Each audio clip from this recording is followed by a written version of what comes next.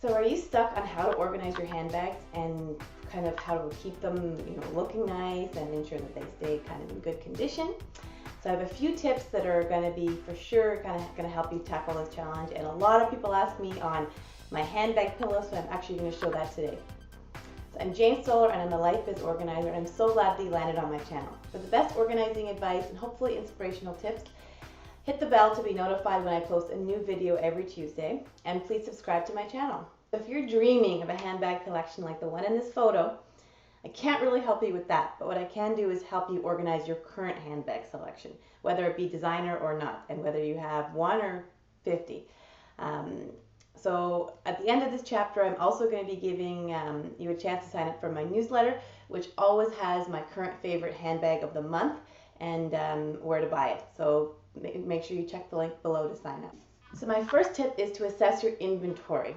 I don't say all of your handbags need to be designer or expensive, but they should be versatile enough that you're using them and that they fit your kind of lifestyle and your clothing needs. So I always say quarterly, revamp your closet and get rid of things that aren't needed and or stock up if there's something that you need to. But handbags are the same. You should always be reviewing your inventory so you don't have too many of the same bag, not enough. Let's say you have 10 crossbody bags, but not a big tote for your work items. You might need to kind of sell some or give away some and invest in other areas. So do an inventory check, I say at least quarterly. After you have that, there's lots of different ways to store your handbags. I choose in my closet on a shelf. Other people have a dedicated space, maybe a bookshelf, hanging hooks behind doors are great.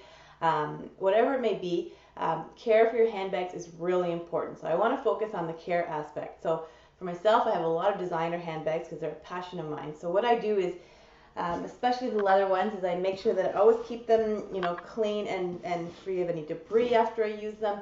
I try not to put them on the ground that much, so I try to put them on hooks in bathroom stalls or on another chair if possible because the floor is quite dirty. But I do give them a wipe off after I'm done using them. I also do some leather spray similar to what you use on your shoe, especially with big totes, because if you're in the rain, and I live in Vancouver currently, so it rains, so you have to make sure that they don't get water damage. Everybody asks me about my handbag pillows because for myself, I'll let you know that I keep them on a shelf in my closet. So keeping them on a shelf, sometimes the handbags can flop down, they lose their shape. So what I used to do is I used to stuff them with pillows, with extra blankets and towels, but it got cumbersome as when I needed it, I'd have to take all of those out and then put them back in. So about 2 years now I've done this, and I have one for every handbag, but I made pillows that fit right inside the handbag and it's dedicated to that specific handbag. So this one, it's labeled the Louis Vuitton 30 Speedy. So I know that when I'm using that, I place that back on the shelf where it's supposed to go. And when I'm done, I can simply put it nicely back in there. I know that it's going to keep its shape. So, when I had to make quite a lot of these at once, it was a lot of work. But now I have them all. I don't buy new handbags very often, but when I do, I sit down and take the time to make a new handbag pillow for it. So again, depends on the size. This one is labeled for my Celine mini luggage. So it's just a great way for me to understand, what's in them, and also that they keep their shape properly. So quite easy to make, just fabric and some stuffing.